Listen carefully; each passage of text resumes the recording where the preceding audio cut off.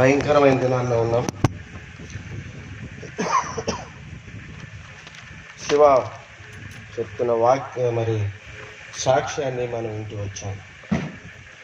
ఆయన జీవితంలో ఆయన ఏ విధంగా జీవించాడు, ఎలాంటి పరిస్థితులను ఎదుర్కొన్నాడు, ఎలాగూ వ్యర్థమైన వాటిని, ఉపయోగం లేని వాటిని ప్రాథమికంగా ప్రధానమైనవిగా చేసుకొని తన జీవితంలో ప్రాధాన్యత ఇస్తూ వచ్చాడో, నష్టపోయాడు. అదేవిధంగా మనం అందరం ఎరుగుదాం శివ తన జీవితంలో ఏ విధంగా కాపాడబడ్డాడో, ఈ దినాన సజీవంగా మన మధ్య సజీవమైన సాక్షిగా తను ఏ విధంగా నిలబడ్డాడో మనకు తెలుసు. ఈ రాత్రికాల సమయంలో కొద్ది సమయం ప్రభుత్వం అయితే దేవుడు మన జీవితంలో ఏ విధంగా మనల్ని కాపాడేవాడో మనం చూద్దాం. కీర్తనలో 121:4 ఇశ్రాయేలును కాపాడువాడు నిద్రపోడు కొనుకడు అని రాయబడింది. ఇశ్రాయేలును కాపాడువాడు కొనుకడు నిద్రపోడు. అదేవిధంగా 121:8 కీర్తనలు, ఇది మొదలుకొని నిరంతరము నీ రాకపోకలందు యెహోవా నిన్ను కాపాడు. ఇప్పటి వరకు మనం సాక్ష్యాన్ని ఇంటూ వచ్చాం. ఈ సాక్ష్యము ఆయన జీవితానికి సంబంధించినది. జీవితం అనేది వ్యక్తిగతమైనది. నీకొక జీవితం ఉంది, నాకొక జీవితం ఉంది. ఇది వ్యక్తిగతమైన జీవితం. అయితే కొన్నిసార్లు మనం వ్యక్తిగతమైన జీవితంలో ఉన్న సంఘటనలు కూడా అనేకుల జీవితాలను మార్చటానికి, అనేక జీవితాలకు ఉపయోగపడటానికి అవసరం అని చెప్పి మన వ్యక్తిగత జీవితాల్లో జరిగిన సంఘటనలు కూడా మనం తీసుకొచ్చి ప్రజల ముందు చెప్తూ ఉంటాం.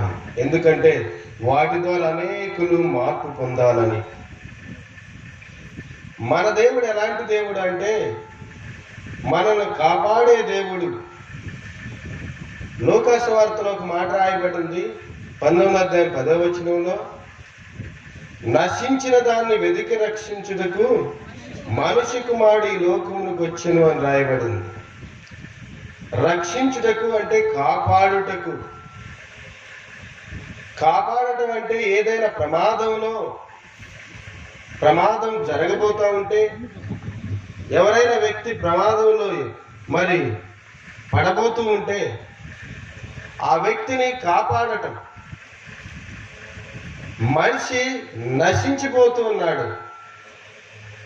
మనిషి నశించిపోతున్నాడంటే, ఉదాహరణకు ఒక వ్యక్తి బట్టలకి నిప్పంటుకున్నప్పుడు, అలా నిప్పంటుకుందని ఆ వ్యక్తికి తెలియదు.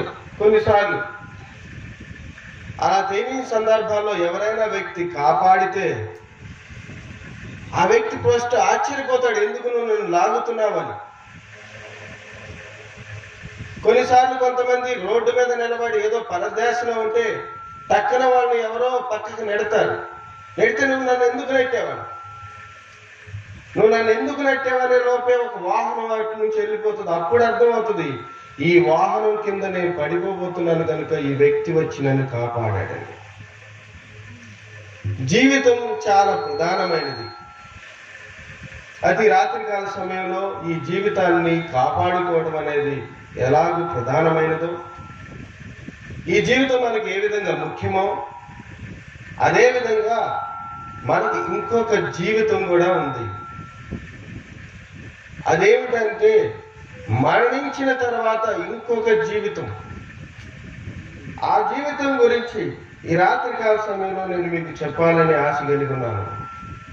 యోహాను పత్రిక 5:11 God has given us eternal life అంటారు. ఆయన నిత్య జీవాన్ని మనకిచ్చాడు. అయితే ఈ నిత్య జీవము ఎవరికి ఇవ్వబడుతుంది? ఎవరికి ఇవ్వబడుతుందంటే యోహాను సువార్త 3:16 ప్రకారం అద్వితీయ కుమారునిలో ఎవరైతే విశ్వాసం ఉంచుతారో, ఆయన నామంలో ఎవరైతే విశ్వాసం ఉంచుతారో, ఆయన తండ్రి అయిన దేవుని కుమారుడని ఎవరైతే నమ్ముతారో వారికి నిత్య జీవం ఇవ్వబడుతుంది. అయితే ఎవరైతే ఆ నామాన్ని విసర్జిస్తారో, ఆ నామాన్ని మరి రిజెక్ట్ చేస్తారో, వాళ్ళు ఏమవుతారంట, వాళ్ళు the son will not see light. The rejects the son will not see the light. Whoever rejects the son will not see the light. వాళ్ళు నిత్య జీవాన్ని ఎరుగరు. అందుకనే ఈ ఉదయకాల సమయంలో కూడా మేము చెప్తూ వచ్చాం, యేసుక్రీస్తు ఏమన్నా అంటే నేనే పునరుత్థానము జీవమునై ఉన్నాను, ఆయన జీవమై ఉన్నాడన్న సంగతిని ఈ ఈస్టర్ సందర్భంగా మనం అందరం గుర్తుంచుకోవాలి. ఇక్కడున్న ప్రజలు, అదేవిధంగా దూరంగా ఉన్నవాళ్ళు ప్రతి ఒక్కరు గుర్తుంచుకోవాల్సింది ఏంటంటే ఆయన జీవమై ఉన్నాడన్న సంగతిని గుర్తుంచుకోవాలి. ఆ జీవం మనకి ఈయటానికి వచ్చాడు. అయితే మన జీవితాల్లో మనం ఏమనుకుంటున్నామంటే మనం కొంతకాలం జీవిస్తాము, మనం మరణిస్తాము అనుకుంటున్నాం. ఒకసారి ఇంగ్లాండ్లో మరి ఒక ప్రధానమంత్రి దగ్గరికి ఒక యువకుడు వచ్చాడు. ఆయన చాలా ఉత్సాహవంతుడైన యువకుడు, బాగా చదువుకున్నవాడు, ఆ దేశానికి ఎంతో మరి పని చేయాలని వచ్చిన యువకుడు. ఆయన ప్రధానమంత్రిని అపాయింట్మెంట్ అడిగాడు, ఆయన అపాయింట్మెంట్ ఇచ్చాడు. ఈ యువకుడు ఎంతో ఉత్సాహంగా ఉన్నాడు, ఈయన మాటలు మనం విందామనుకున్నాడు. ఆయనతో ప్రశాంతంగా ఒక రూమ్లో ఏకాంతంగా కూర్చున్నాడు. అయ్యా, నన్ను కలవాలని వచ్చావు కదా, ఎందుకు వచ్చావు చెప్పాడు. అయ్యా, నా జీవితంలో కొన్ని ఆశలు ఉన్నవి, ఆ ఆశలన్నీ కూడా మరి అవి నెరవేర్చుకోవాలని, వాటి ప్రకారం నడుచుకోవాలని, ఆ విషయాలు మీతో చర్చిద్దామని వచ్చానని చెప్పి. సరే, మంచిది, చెప్పు, ఏం చేయాలనుకుంటున్నాను. అయ్యా, నేను ఇప్పుడు మరి లా పూర్తి చేయాలి అని అనుకున్నాను. లా పూర్తి చేసి నువ్వేం చేయాలనుకుంటా? నేను ఇంగ్లాండ్ దేశంలో లాయర్ని అయ్యి పేదల తరఫున పోరాడి పేదలకు న్యాయం చేయాలనుకుంటున్నాను. ఆ తర్వాత ఏం చేయాలనుకుంటున్నాను? పేదలకు న్యాయం చేసిన తర్వాత కొంతకాలానికి నేను మరి రాజకీయ నాయకుడిగా మారి మరి పార్లమెంట్లో అడుగుపెట్టి మరి దేశవ్యాప్తంగా అందరికీ సేవ చేయాలనుకుంటున్నాను. ఆ తర్వాత ఏం చేయాలనుకుంటాను? ఆ తర్వాత వివాహం చేసుకొని పిల్లలు కనాలనుకుంటున్నాను. ఆ తర్వాత ఏం చేయాలి? ఆ తర్వాత కొంతకాలానికి బాగా సంపాదించుకొని ఇల్లు కట్టుకొని మరి రిటైర్ అవుదాం అనుకుంటున్నాను. రిటైర్ అయిన తర్వాత ఏం చేద్దామని? రిటైర్ అయిన తర్వాత ఏం చేస్తాను? ఇంటి దగ్గర ఉంటాను, ప్రశాంతంగా రెస్ట్ తీసుకుంటాను. ఆ రెస్ట్ తీసుకున్న తర్వాత ఏం చేద్దాం అనుకుంటున్నాను. ఇంకా ఆ తర్వాత చేయటానికి ఏముంటుంది సార్? నేను వృద్ధాప్యంలోకి వస్తాను, చనిపోతాను. చనిపోయిన తర్వాత ఏం చేద్దాం అనుకుంటున్నాను. చనిపోయిన తర్వాత ఏం చేయాలో నాకు తెలియదే. చనిపోయిన తర్వాత ఏమి తెలియకుండానే నువ్వు ఇన్ని ప్లాన్ చేసుకుని వచ్చావా నువ్వు? అవును సార్, చనిపోయిన తర్వాత ఏం చేయాలో నాకు ఎవరు చెప్పలా, ఏ స్కూల్లో నాకు చెప్పలా, ఏ టీచర్ చెప్పలేదు, ఎవరు నాకేం చెప్పలేదు, నాకు తెలియదు. I have no plan after death. చనిపోయిన తర్వాత ఏ ప్రణాళిక నాకు లేదు, నేను ఏం చేయాలో నాకు తెలియదు. అప్పుడు ఆయన అన్నాడు, అయ్యా, నువ్వు ఇప్పుడు చేయాల్సింది ఏంటంటే చనిపోయిన తర్వాత నువ్వేమి చేయాలో ప్లాన్ చేసుకొని మరలా నా దగ్గరికి రా. మన జీవితాల్లో మనం ఎలా జీవిస్తున్నామంటే జీవితం అంటే ఏమిటో కూడా తెలియకుండా జీవిస్తూ ఉన్నాం. జీవితం అంటే ఏమిటో తెలియకుండా జీవిస్తున్నాం కనుక మనం తర్వాత ఏం జరుగుతుందనే ఆలోచనే లేదు. మొదటి లెసన్ అర్థం కాని వాడికి 10వ లెసన్ తర్వాత 10వ లెసన్ ఎందుకు అర్థం కాలేదురా అంటే వాడేం చెప్తాడు? నాకు అర్థం కాలేదంటాడు. మొదటి లెసనే వాడికి అర్థం కాలేదు. 10వ లెసన్ గురించి వాడెందుకు ఆలోచిస్తాడు? అందరిలాగా వచ్చి కూర్చోడు. అందరు నువ్వు ఎందుకు వచ్చావురా క్లాస్ కంటే మా పిల్లల్ని, అందరూ వచ్చేసారి నేను వచ్చాను. నువ్వెందుకు వస్తున్నావు కాలేజీ కంటే మా డాడీ మరి కట్నం ఎక్కువ వచ్చిందని కాలేజీకి పంపుతున్నాడు సార్, అందుకే నేను వస్తున్నాను, కూర్చుంటున్నాను, వెళ్తున్నాను. నన్ను ప్రశ్నలు అడిగితే నేను చెప్పలేను సార్. ఎందుకంటే వాడికి మొదటి లెసనే తెలియదు కనుక చివరి లెసను, పరీక్షలు ఇవన్నీ వాడికి అక్కర్లేదు. జీవితం అంటే తెలియని మనకి ఈ జీవితం తర్వాత ఇంకొక జీవితం ఉంటుందని, మరణం తర్వాత మనకు ఒక ప్రణాళిక ఉండాలని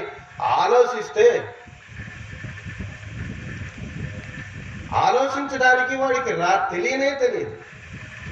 అయితే ఈ రాత్రికాల సమయంలో ఈ మైక్ ద్వారా ఈ ప్రాంతంలో ఉన్న ప్రజలకి మేమేం చెప్పాలనుకుంటున్నామంటే, ముందు మనం జీవితం అంటే ఏమిటో తెలుసుకోవాలి, జీవితం తర్వాత ఇంకొక జీవితం ఉన్నదన్న సంగతి తెలుసుకోవాలని చెప్తాను. నేను ఇక్కడ రాకముందు అసలు జీవితం అంటే ఏమిటి అని నేను ఆన్లైన్లో ట్రై చేస్తూ వచ్చాను. ఆన్లైన్లో నేను గూగుల్ చేసినప్పుడు నాకు ఒక మీనింగ్ వచ్చింది, ఒక డెఫినేషన్ వచ్చింది, ఒక సెంటెన్స్. అదేంటంటే, the existence of an individual human being. Existence అంటే మానవుడు బ్రతికి ఉండటం. మానవుడికి బ్రతికి ఉండే పరిస్థితి ఉండటాన్ని జీవితం అంటాం. వాడు అక్కడ సజీవంగా లేకపోతే జీవితం లేదు అంటాం. ఎగ్జిస్టెన్స్ అంటే ఏదైనా భోజనం చేస్తే మనం ఈ జీవితాన్ని కలిగి ఉంటాము. ప్రతిదినం నీళ్లు తాగి, మంచినీళ్ళు తాగి, అన్నం తింటే ఈ జీవితాన్ని కలిగి ఉంటాము. ఇది సరైన డెఫినేషన్ కాదు. This is not life.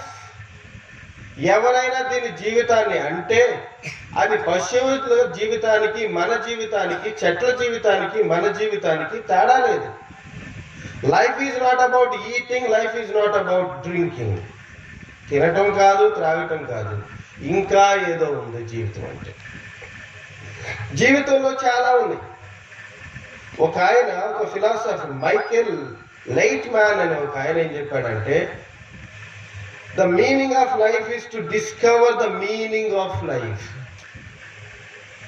మానవుని యొక్క జీవితం యొక్క అర్థం ఏమంటే, మానవుని యొక్క జీవితం యొక్క అర్థాన్ని ఎతకటమే, కనుక్కోవడమే. వాడు ఎందుకు పుట్టాడో, వాడు ఎందుకు బ్రతికాడో, వాడు ఎందుకు చనిపోతున్నాడో వెతకటమే, అదే మీనింగ్.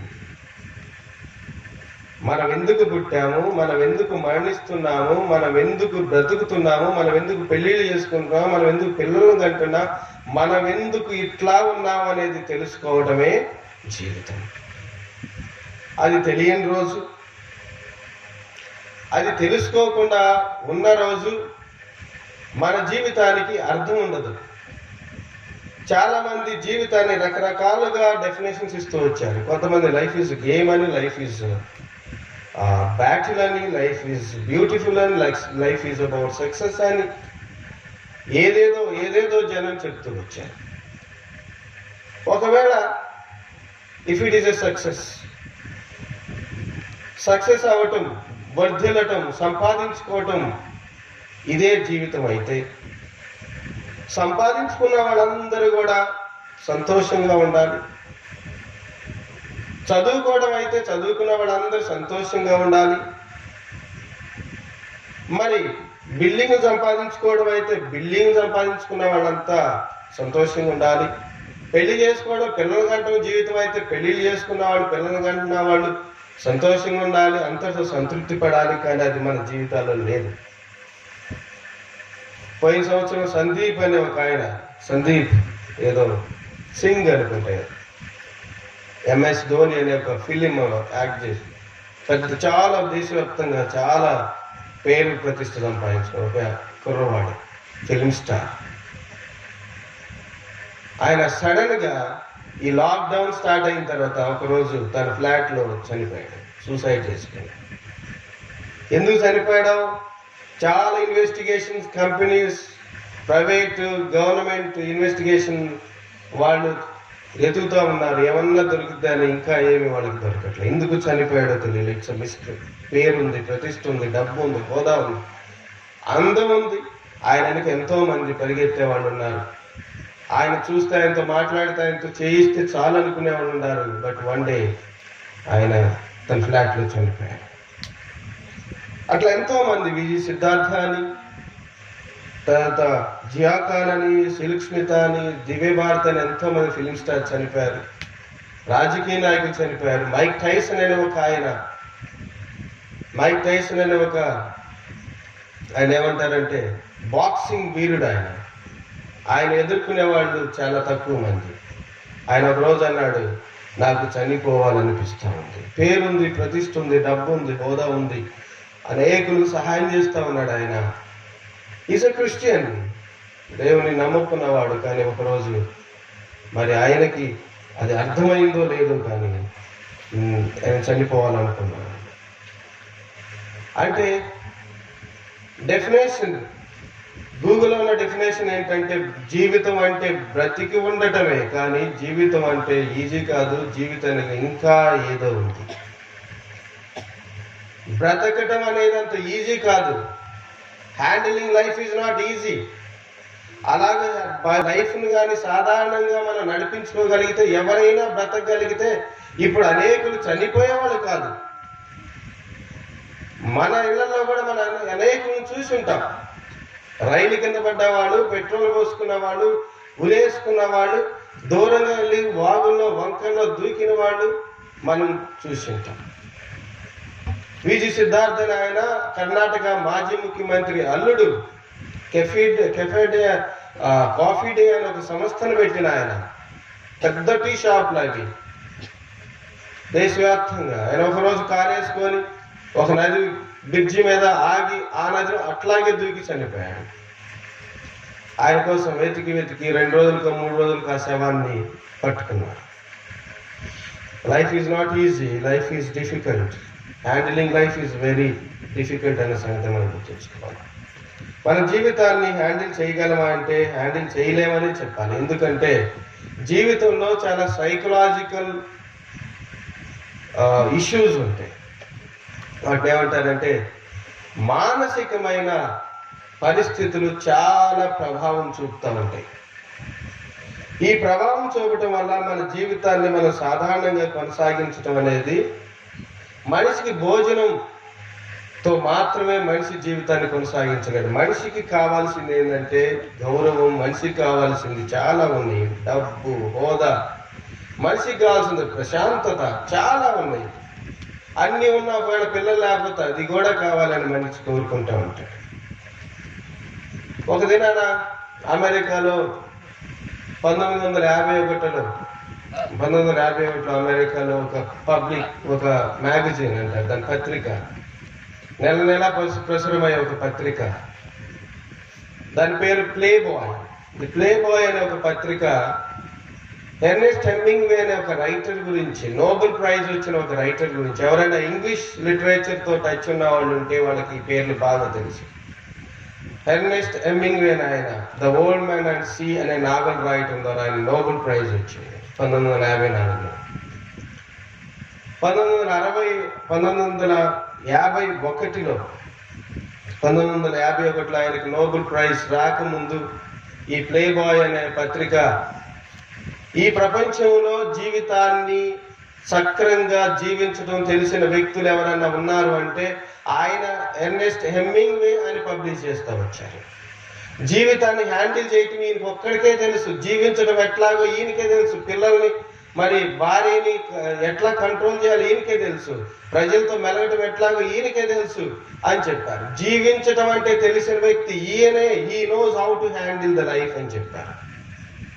ప్రపంచమంతటా ఎర్నెస్ట్ హెమింగ్వే గురించి చదువుకొని ఆశ్చర్యపోయారు. ఈయనలాగా జీవించటం ఎవరికి తెలియదే, ఈ knows the heart of living అనుకున్నారు. జీవించటం ఈయనకి తెలుసు అనుకున్నారు. ఖచ్చితంగా అది పబ్లిష్ అయిన 10 సంవత్సరాల తర్వాత 1961లో ఈ మధ్యలో ఆయనకి నోబెల్ ప్రైజ్ వచ్చింది. 6 సార్లు పెళ్లి చేసుకున్నాడు ఆయన. 1961లో ఆయన తన ఇంట్లో ఉదయాన్నే కిచెన్ రూమ్లో ఒక తుపాకీతో కాల్చుకొని చనిపోయాడు. ఈ ప్రపంచానికి అర్థం కాలా. ఈయన అందరికంటే జ్ఞానవంతుడు అనుకున్నారే, జీవితాన్ని హ్యాండిల్ చేయటం ఈయనకంటే ఇంకెవరికి తెలియదు అనుకున్నారే. ఈయన ఎందుకు మరణించాడు అంటే ఈ జీవితాన్ని నడిపించటం, ఈ జీవితాన్ని జీవించటం కష్టమన్న సంగతిని ఆయన నిరూపిస్తూ వచ్చాడు. అందరూ ఆయనకి తెలుసు అనుకున్నారు, కానీ ఆయనకి తెలియదు. ఎందుకు ఈ జీవితం కష్టం అంటే, మన జీవితంలో బైబిల్ ఏం రాయబడిందంటే, దేవుడు మనకి మనస్సు, మైండ్, హార్ట్, స్పిరిట్ ఇవన్నీ ఇచ్చాడు, బాడీ, లైఫ్ ఇవన్నీ ఇచ్చాడు.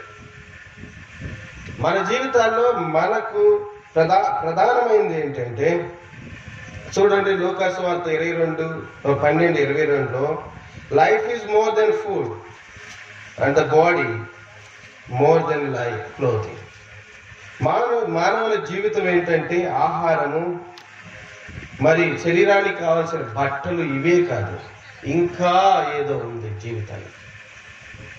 ఆ జీవితం నీకు కావాలి, ఆ జీవితానికి అవేవి అవసరమో అవన్నీ కావాలి. అందుకనే మానవుని జీవితానికి కావాల్సిన జీవితంలో చాలా విషయాలు హ్యాండిల్ చేయాలి. అవేంటి అంటే, మన మైండ్ని హ్యాండిల్ చేయాలి, మన హార్ట్ని అంటే మన హృదయాన్ని, మన కుటుంబాన్ని, మనకున్న సంపదని, మన ఇంటిని, మన బంధువుని, మన పక్కనున్న వాళ్ళని, మనతో ఉద్యోగంలో చేసేవాళ్ళని, మనతో వ్యవసాయం చేసేవాళ్ళని, మనతో రోజు నడిచేవాళ్ళని, మన స్నేహితుల్ని, అనేకుల్ని మరి వాళ్ళతో మనం ప్రతిరోజు వాళ్ళతో అనేక సమస్యలను ఎదుర్కోవాలి, వాటన్నిటినీ హ్యాండిల్ చేయాలి. అందుకనే we can't handle the life alone. మనం అంత తేలికగా ఈ పరిస్థితులన్నిటిని ఎదుర్కోలేము. ఈ జీవితాన్ని ఎదుర్కోవటం, ఈ జీవితాన్ని కొనసాగించడం అంత ఈజీ కాదు. ఈ జీవితంలో అనేక సమస్యలు వస్తాయి. ఈ సమస్యలన్నీ రావడానికి కారణం ఏమిటంటే, ఈ జీవితం మనకి ఇంత కష్టంగా ఉండటానికి కారణం ఏమిటంటే, ఇంతమంది ప్రజలు, సెలబ్రిటీస్, పెద్ద పెద్ద రైటర్స్, నోబెల్ ప్రైజ్ వచ్చిన వాళ్ళు, పెద్ద పెద్ద ఆటగాళ్ళు ఈ జీవితం మా వల్ల కాదు, మేము దీనిలో కొనసాగించలేము, మమ్మల్ని మేము చంపేసుకుంటామని ఎందుకు చనిపోతున్నారు అంటే, వాళ్ళకి తెలియదు దీన్ని ఎట్లా హ్యాండిల్ చేయాలి. అందుకని బైబిల్ ఏం చెప్తా ఉందంటే, ఇర్మియా గ్రంథం 17:9 heart is deceitful above all things. మానవ హృదయం మోసకరమైంది. ఈ జీవితం ఇంత కఠినంగా, కఠోరంగా, ఇంత భయంకరంగా, ప్రమాదకరంగా ఉండటానికి కారణం ఏమిటంటే, మన జీవితమే అనుకుంటున్నాం కానీ మన జీవితం మన మాట ఎందుకు వినట్లేదు అంటే, మన జీవితంలో ఒక మోసపూరితమైనది ఉన్నది. అదేమిటంటే మానవుని యొక్క హృదయం. మానవుని యొక్క హృదయం మోసపూరితమై, ఈ మోసపూరితమైన హృదయం మానవుని మోసపూరితముగా అనేక వాటి వైపు నడిపిస్తాను. నువ్వు ఒకటి కోరుకుంటావు, నీ మనసు ఒకటి కోరుకుంటుంది, నీ హృదయం ఒకటి కోరుకుంటుంది. నువ్వు మంచి చేయాలనుకుంటావు కానీ చేయలేవు. నీవు మనసులో మంచిగా ఉండాలనుకుంటావు, నీ హృదయంలో నేను ఈ దినాన్ని మంచిగా ఉందాం, ప్రశాంతంగా ఉందాం, ఎవరి జోలికి పోకుండా ఉందాం అనుకుంటాం, కానీ మన హృదయం ఆ మాట వినదు. కాలేజీ పిల్లలు కాలేజీకి వెళ్తారు, కాలేజీకి వెళ్ళి ఈరోజు బాగా చదువుకోవాలి, బాగా పాఠాలు వినాలి, సార్ చెప్పినట్టు వినాలి, మంచి ర్యాంక్ సంపాదించుకోవాలనుకుంటారు. కానీ వాళ్ళు పాట వింటా ఉంటారు, కానీ వారి మనసు ఎటో ఉంటుంది. ఈ దినాన కూడా మనతో ఇక్కడ కూర్చున్న వాళ్ళ హృదయాలు, పక్కకి పోయిన వాళ్ళ హృదయాలు కూడా ఉండవచ్చు.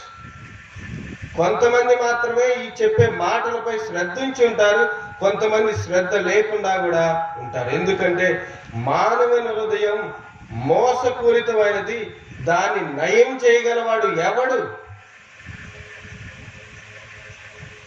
ఎందుకు మోసపూరితమైంది ఈ హృదయం?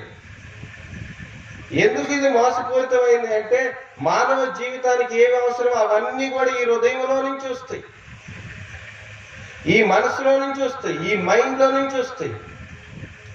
మానవునికి దేవుడు క్రియేటివిటీ ఇచ్చాడు, ఇమాజినేషన్ ఇచ్చాడు, ఊహించే శక్తిని ఇచ్చాడు. ఈ ఊహించే శక్తి వల్ల, ఈ ఇమాజినేషన్ వల్ల మనిషి ఏవేవో ఊహించుకుంటా ఉన్నాడు. ఇది జంతువులకు లేదు.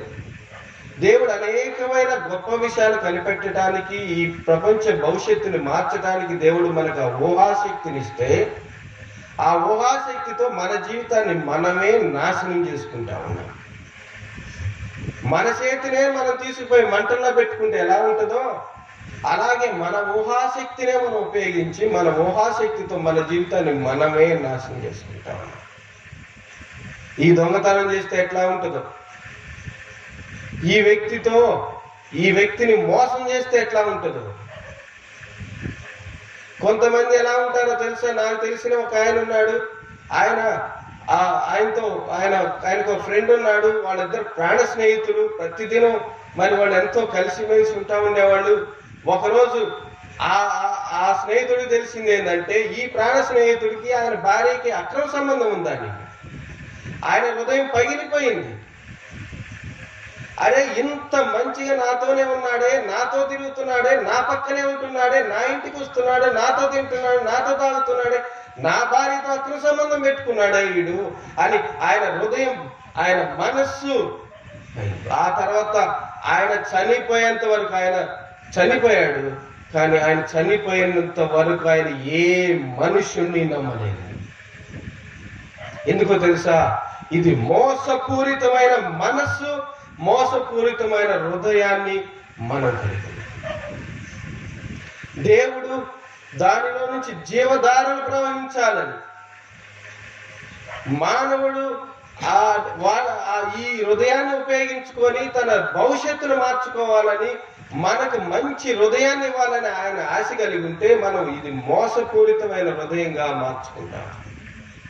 కఠినమైన, కఠోరమైన, పనికి రాని చెత్త విషయాలు మన హృదయాల్లో నింపుకోవడంగా మన జీవితాల్లో, మన భవిష్యత్తుని, మన పిల్లల్ని కూడా పాడు చేసుకుంటాము.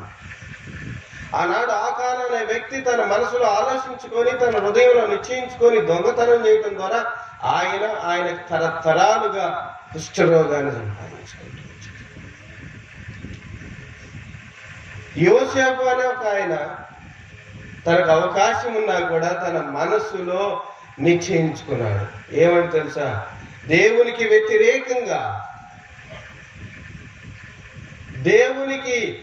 వ్యతిరేకంగా ఈ పని నేను ఎలాగూ చేయగలను? మన హృదయంలో ఏమి నింపుకున్నామో, మన మనసులో ఏమి నింపుకుంటున్నామో, మనం ఏమి వింటున్నామో వాటన్నిటి ద్వారా మన పనులు, మన కార్యక్రమాలు ఉంటాయి.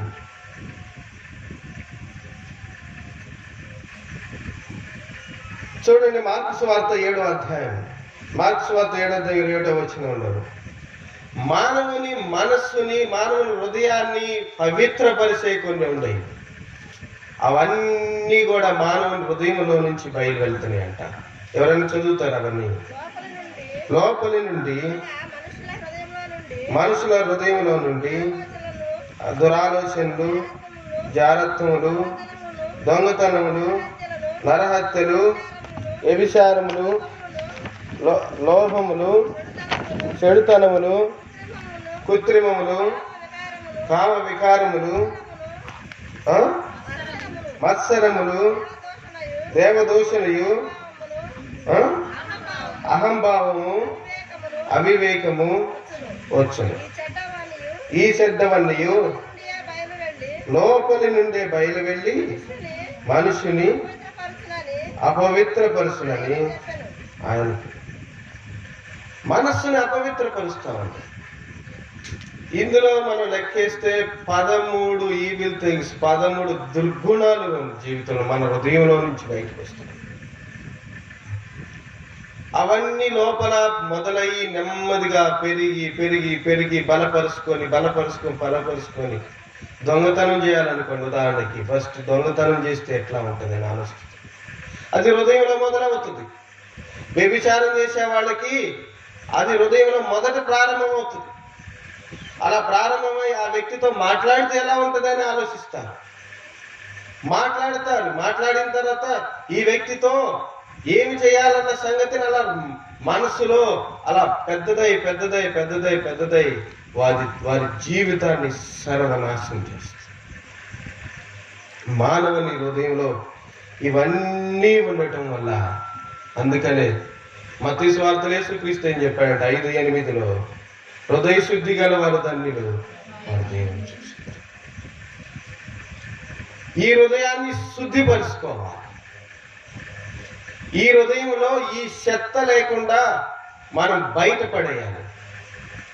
మన ఇంటిలో మనం చెత్తను ఉంచుకోమే, మన ఇంట్లో మన కాగితాలు ఉంచుకో, మన ఇంట్లో సంచులు ఉంచుకో, మన ఇంట్లో పనికిరాంది ఏది ఉంచుకో.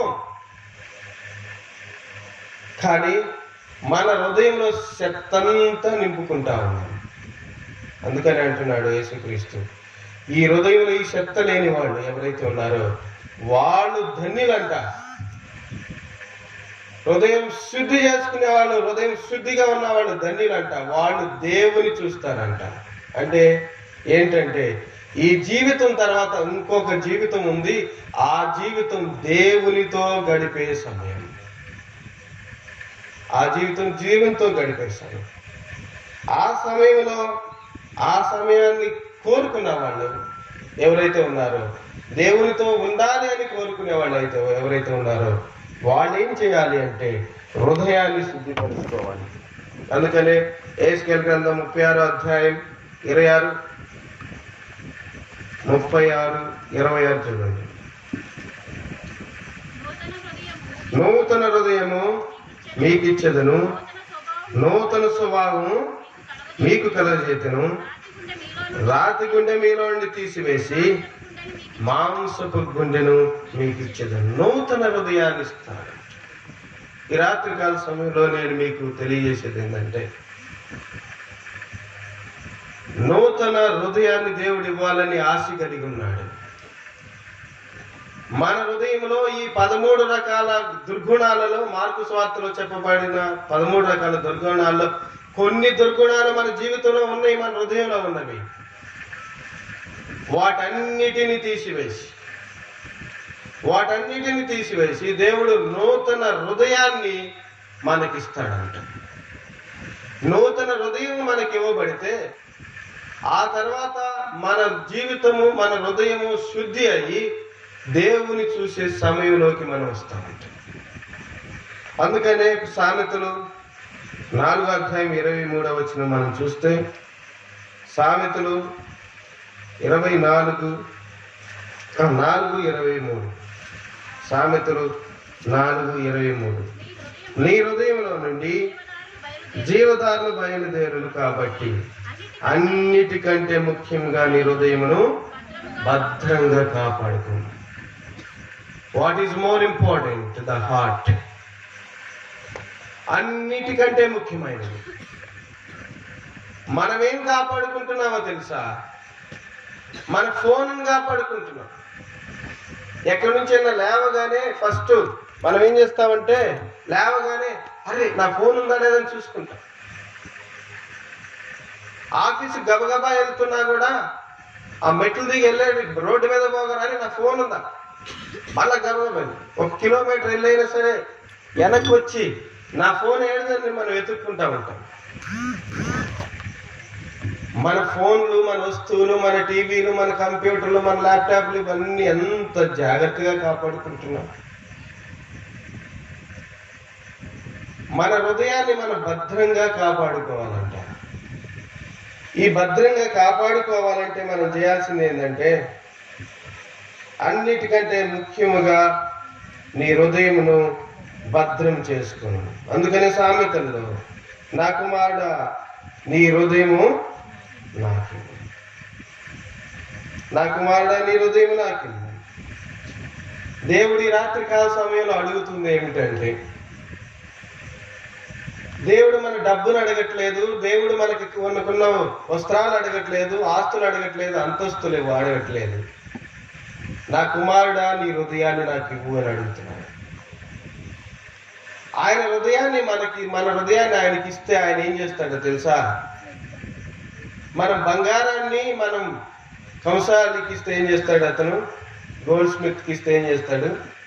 దాన్ని శుభ్రం చేసి మేలిమి బంగారంగా మార్చినట్లుగా మనం మన హృదయాన్ని దేవునికి ఇస్తే, ప్రభువా నా హృదయాన్ని నీకు ఇస్తున్నానని ఒక్క మాట అంటే ఆ హృదయాన్ని ఆయన శుద్ధీకరించి మంచి హృదయాన్ని మనకిస్తాడు. మన జీవితంలో ఉన్న, మన హృదయంలో ఉన్న ఈ శక్తంతా తొలగించబడాలి అంటే అది మన వల్ల కాదు, మనంతటా మనమే చేసుకోలేము. అనేకులు ఈ మనసును కంట్రోల్ చేసుకోలేక, ఈ హృదయాన్ని కంట్రోల్ చేసుకోలేక వాళ్ళ జీవితాలను వదిలిపెట్టి వెళ్ళిపోతా ఉన్నారు. ఒకవేళ చివరి దాకా బ్రతికి మనం మరణించినా కూడా అక్కడ రెండో మరణం ఉంది, అక్కడ అగ్ని ఆరదు, పురుగు సావదు అని రాయబడి ఉంది. మా యువకుడు, ఆ యువకుడు ఏ యువకుడైతే ప్రధానమంత్రిని కలవడానికి వచ్చాడో ఆ యువకుడికి రెండవ మరణం ఉందన్న సంగతి, రెండవ జీవితం ఉన్నదన్న సంగతి తెలియదు. ఈ రాత్రికాల సమయంలో రెండవ జీవితం ఉందని, రెండవ మరణం ఉందని నీకు తెలుసా? తెలిస్తే ఈ మాటలు ఆలోచించు. నీ జీవితాన్ని మార్చాలని ఆయన ఈ లోకానికి మనిషిగా వచ్చాడు. ఆయన లేఖనం ప్రకారం ఆయన మరణించి తిరిగి లేచాడు. ఆయన లేవటం ద్వారా మన పాపాలకు రక్షణ, మన పాపాల నుంచి మనల్ని రక్షించే దేవుడుగా ఆయన ఉన్నాడు. అందుకని ఎబ్రీ పత్రికలో ఒక మాట ఉంది, ఈ మాటలు మీరు వినిన ఎడల మీ హృదయం కఠినపరుచుకొనకుడి. నేడు మీరు ఆయన శబ్దం వినిన ఎడల మీ హృదయములను కఠినపరుచుకొనకుడి. ఏముందలే, ఈ మాటలు ఎప్పుడు వినపడే మాటలు, ఏముందలే ప్రతిరోజు వినే మాటలే కదా అని మనకు అనిపించవచ్చు. కానీ ఒక దినం ఆ మాటలు వినకుండానే మనం ఒకవేళ ఈ లోకాన్ని విడిచిపెట్టి వెళ్ళిపోవచ్చాము. ఈ రోజే మనకు గ్యారెంటీ, రేపు మనది కాదన్న సంగతిని గుర్తుంచుకోవాలి. ఎందుకు తెలుసా? మానవ జీవితం అత్యంత చిన్నది. యాకోబు పత్రికలు ఏం రాయబడి ఉందంటే, మానవుని జీవితం ఆవిరి వంటిదంట. ఆవిరి వంటిదంటే ఏమిటంటే, ఆవిరి కొద్దిసేపే ఉంటుంది, లైఫ్ ఈజ్ షార్ట్. ఇంకా ఆవిరి వంటిదంటే ఏందో తెలుసా? అది అలా కనబడిలా మాయమవుతుంది. లైఫ్ ఉంది అనుకుంటాం, మనం బ్రతికే ఉన్నాం అనుకుంటాం, టక్కున మాయమైపోతాం. మనతోనే ఉన్నారు అనుకున్న వాళ్ళు ఈ దినాన లేరు. మనవాడు అనుకున్న వాళ్ళు మన పక్కన లేరు. కాబట్టి ఆవిరి వంటిది ఏంటంటే కొద్ది సమయమే ఉంటుంది, అలా ఉంటుంది, అలా మాయమైపోతుంది. ఇంకోటి ఏంటో తెలుసా? ఆవిరికి ఉన్న లక్షణం, నువ్వు పట్టుకోవాలని ట్రై చేసినా కూడా అది నీ చేతికి దొరకదు, అంత క్షణంలో మాయమైపోతుంది. కాబట్టి ఈ ఆవిరి వంటి జీవితంపై ఎక్కువ ఆశను పెంచుకోకూడదు. మనకి ఒక నిత్య నిరీక్షణను దేవుడు దయచేస్తా ఉన్నాడు. ఎవరైతే ఆయన్ని సూచిస్తారో వారందరూ కూడా ఎక్కడ ఉంటారంట? యోహాను సువార్త ప్రకారం 3వ అధ్యాయం 16వ వచనం ప్రకారం చూడండి. దేవుడు లోకం ఎంతో ప్రేమించెను, కాగా తన అద్వితీయ కుమారునికి పుట్టిన వాని యందు విశ్వాసముంచు ప్రతి వాడును నశింపక నిత్య జీవం పొందినట్లు ఆయనను అనుగ్రహించను. మనం చేయాల్సింది ఏమీ లేదు, మన హృదయాన్ని ఆయనకి ఇవ్వటమే. అవును ప్రభువా, నేను ఇప్పుడు మరి సిద్ధంగా ఉన్నాను, ఆయనకు మీ కుమారునిలో నేను విశ్వాసం ఉంచుతున్నాను అని చెప్పి నా హృదయాన్ని నీకు ఇస్తున్నాను ప్రభువా, నా హృదయాన్ని మార్చండి అని అడిగితే చాలు. మన జీవితంలో, మన హృదయంలో నింపబడిన పనికి మాలినవన్నీ తొలగించబడి నూతన జీవము మనకి అనుగ్రహించబడుతుంది. దాని ద్వారా ఏంటో తెలుసా? మనం నశింపక నిత్య జీవం పొందుతాము, నిత్య జీవాన్ని పొందుతాము. ఒకవేళ ఈ మాటలు కానీ మనం నిర్లక్ష్యం చేస్తే 3వ అధ్యాయం యోహాను సువార్త 36వ వచనం ప్రకారం కుమారుని విశ్వాసం ఉంచువాడే నిత్య జీవం గలవాడు, కుమారుని విధేయుడు కానివాడు జీవం చూడడని దేవుని ఉగ్రత వాని మీద నిలిచి ఉండదు. ఒకవేళ ఈ మాటలు కానీ మనం లెక్క చేయకపోతే, ఇంత ప్రయాసతో ఇంత ఖర్చుతో ఈ మాటలు మీకు వినిపిస్తున్న మాటలు మీ జీవితాలు మార్చబడాలి అని, మీరు దేవుని వద్దకు రావాలని, మీ హృదయాలు మార్చబడి నూతన హృదయాలు కలిగి ఉండాలని, నూతన జీవాన్ని కలిగి ఉండాలని. అలాగూ లేక ఈ లోకంలో మన తినుము సుఖించుము అని కానీ మనం బ్రతుకుతా ఉంటే, మన జీవితాలలో ఆ తినటం, సుఖించటం, సంతోషించడమే మన జీవితాల్లో కానీ మనం ప్రాథమికంగా పెట్టుకొని ఉంటే లూకాసు వార్త 12వ అధ్యాయంలో దేవుడు ఏమంటున్నాడో చూడండి. లూకాసు వార్త 12వ అధ్యాయం 20వ వచనం. అయితే దేవుడు, ఎరివాడా, ఈ రాత్రి నీ ప్రాణమును అడుగుచున్నారు, నీవు సిద్ధపరచునివి ఎవరెవరునని చెప్పాను. దేవుడు దేవుని ఎడల ధనవంతుడు కాక తన కొరకే ధనం కూర్చుకున్నవాడు ఇలాగనే ఉండును. ఏం చేయాలంట? వేదివాడ, ఈ రాత్రి నీ ప్రాణమును అడుగుచున్నాడు. ఇక్కడ ఒక ధనవంతుడు ఉన్నాడు. తన జీవితంలో ఒక ప్రధానమైన లక్ష్యాన్ని పెట్టుకున్నాడు. తినుము, త్రాగుము, సుఖించుము అని. ఈ మాటలదేముందులే, ఇంకా కొద్దిసేపు టీవీ చూడు, ఇంకా కొద్దిసేపు మరి ఎంజాయ్ చేయి, ఇంకొద్దిసేపు మరి స్మార్ట్ ఫోన్తో సంతోషించు, ఇంకొద్దిసేపు కారులో తిరుగు, ఇంకొద్దిసేపు ఏదైనా విదేశాలు పర్యటించు, జలసాలు చేయని మన హృదయం మనతో చెప్పవచ్చు. ఇంకా కొంతమంది ఏం చెప్తారంటే, నా హృదయం నా మాట వినట్లేదని అంటారు, నా మనసు నా మాట వినట్లేదంటారు. మన మనసు మన హృదయం మన మాట వినాలంటే అది దేవునికి అప్పగించాలి. ఈ రాత్రికాల సమయంలో మనం వెర్రివాణిగా ఉండకుండా ఉండాలి అంటే, నిత్య నరకం నుంచి తప్పించబడి నిత్య జీవంలోకి రావాలి అంటే ప్రభువైన యేసుక్రీస్తు నామంలో మనం విశ్వసించాలి. అలాగనే ఆయన నామంలో విశ్వసిస్తే మనము మన ఇంటి వారందరూ కూడా రక్షించబడతారు. అపోస్తుల కార్యంలో రాయబడి ఉంది, ఈ శ్వాసం ఉంచు అప్పుడు నీవును నీ ఇంటి వారును రక్షించబడతారు. ఈ హృదయాన్ని దేవునికి ఇవ్వాలి.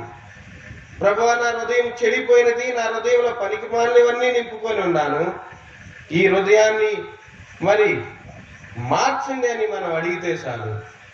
ఒక్క మాట అడిగిన ఎడల వెంటనే దేవుడు మన జీవితాన్ని మార్చడానికి సిద్ధంగా ఉన్నాడు. ఇది హెచ్చరికలు కాదు, మిమ్మల్ని భయపెట్టడానికి కాదు, మీకు వార్నింగ్లు ఇవ్వటానికి కాదు ఈ మాటలు చెప్తుంది. ప్రేమతో మేము ఎరిగిన మార్గాన్ని మీకు తెలియజేయాలనే ఆశతో ఇంత దూరం వచ్చి ఇంత ప్రయాసపడి ఈ మాటలు మీకు వినిపిస్తా ఉన్నాం. ఈ రాత్రికాల సమయంలో మీ జీవితాలు మార్చబడాలని, నిత్య జీవాన్ని స్వతంత్రించుకోవాలని, మన హృదయాలు పరిశుద్ధంగా ఉండి దేవుని చూసేవారిగా ఉండాలి అని అనేకులు దేవుని చూడాలని అనేక ప్రయాసలు పడుతూ ఉన్నారు. కానీ వారు చేయాల్సింది ఏమిటంటే ఈ హృదయాన్ని దేవునికి ఇవ్వటమే. ముగిస్తున్నాం. ఈ రాత్రికాల సమయంలో ప్రియమైన సహోదరా, సహోదరి, మీరు ఏ ప్రాంతంలో ఉన్నా, ఎక్కడున్నా ఈ మాటలు వింటూ ఉంటే దేవుడు మనతో మాట్లాడుతూ ఉన్నాడు. దేవుడు అడుగుతూ ఉన్నాడు, మా ద్వారా దేవుడు అడుగుతూ ఉన్నాడు, హృదయాన్ని, నీ హృదయాన్ని నా కుమారుడా, నీ హృదయాన్ని నాకు ఇవ్వు. మనం కానీ ఇష్టపడి ఆయన హృదయాన్ని ఆయనకిస్తే ఆయన వారి జీవితాన్ని మార్చి నిత్య జీవంలోకి నడిపించడానికి సిద్ధంగా ఉన్నాడు. దాని ద్వారా మన సంతోషం, మన కుటుంబం సంతోషం, నెమ్మది, మరి ఇంటిల్లిపాది అంతా కూడా ఎంతో సంతోషంగా ఉంటారు. అలాంటి సంతోషాన్ని మేము కలిగి ఉన్నాం కనుక, కుటుంబంగా మేము ప్రతిదినం దేవుల్లో ఆనందిస్తున్నాం కనుక, మా హృదయాల్లో నెమ్మది ఉంది కనుక, మేము కలిగిన నెమ్మదిని, మేము కలిగిన శాంతిని, మేము కలిగిన సంతోషాన్ని మీ దగ్గరికి వచ్చి చెప్తూ ఉన్నాం. తల వంచండి, ప్రార్థన చేసుకుందాం. తల వంచండి, ప్రార్థన చేసుకుందాం. దేవుడు మనతో మాట్లాడుతూ ఉన్నాడు. హృదయాన్ని దేవుడు ఆయనకి ఇవ్వాలని ఆశగా నువ్వు ఇవ్వటానికి ఇష్టపడుతున్నావా? లేకపోతే నీ హృదయంలో ఏవైతే నింపబడి ఉన్నావో, పనికిరానివి, ఉపయోగపడవి, చెత్త చెదారం, ఇతరులకు హాని చేసేవి, దుర్మార్గమైనవి ఏవైతే ఉన్నాయో వాటిలోనే నువ్వు సంతోషించాలనుకుంటున్నావా? అది వద్దు. దేవుడు మన జీవితాలని మార్చాలని ఆయన ఈ లోకానికి వచ్చి, ఆయన ఈ లోకంలో మానవునిగా జీవించి, కలవరిలో సిలువను మోసి, సిలువ వేయబడి, ఆయన రక్తం కార్చి 3వ దినాన తిరిగి లేవటం ద్వారా మన పాప భారం అంతా మోసుకొని ఇప్పుడు మన జీవితాన్ని మార్చటానికి ఆయన నా కుమారుని హృదయాన్ని ఇవ్వని అడుగుతున్నాడు. ఆ ప్రేమకు మన విధేయులు అయితే మన జీవితాలు ఎంతగానో మార్చబడతాయి. ఆ ప్రేమకు విధేయులవుతారా? ఇష్టపడతారా? ఈ రాత్రికాల సమయంలో తీర్మానించుకోండి. ఇంకా ఒకవేళ తర్వాత చూద్దాములే అని వాయిదా వేసుకుంటే ఒకవేళ మన రేపటి రోజు మనది కాకపోవచ్చు.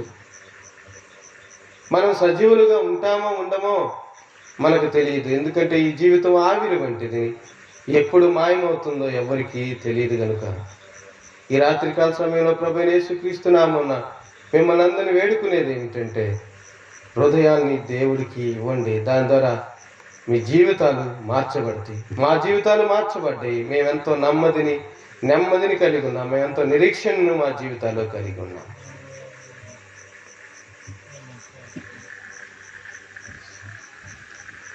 అలాగే ప్రార్థనలో ఉండండి. పాపము వలన నీ జీవితమును నష్టపరచుకొందువా, పాపము వలన నీ జీవితమును నష్టపరచుకొందువా, భరింపలేని నరక బాధ ఏడ్పేగా నీ ఫలితము, భరింపలేని నరక బాధ ఏడ్పేగా నీ ఫలితము, తెరువు నీ హృదయ ద్వారము నీవే, ప్రభు యేసు నన్నే రక్షణ కలదు, నిర్లక్ష్యముగా జీవించనేలా, నిర్లక్ష్యముగా జీవించనేలా, వేసి ఉన్నది తీర్పు నీ కొరకై, పరమునకే కూట ప్రయాసపడుము, తెరువు నీ హృదయమును. ప్రార్థన తీసుకుందాం. రాత్రికాల సమయంలో మానవ జీవితము గందరగోళానికి గురవడానికి గల ముఖ్య కారణం ఏంటంటే మనలో ఉన్నటువంటి మోసపూరితమైన హృదయమే అని దేవుని యొక్క వాక్యంలో నుండి తెలుపబడింది. హృదయం అన్నిటికంటే మోసకరమైనది, అది ఘోరమైన వ్యాధి కలిగినది, దాన్ని గ్రహించగలిగిన వాడు ఎవడనూ లేడు.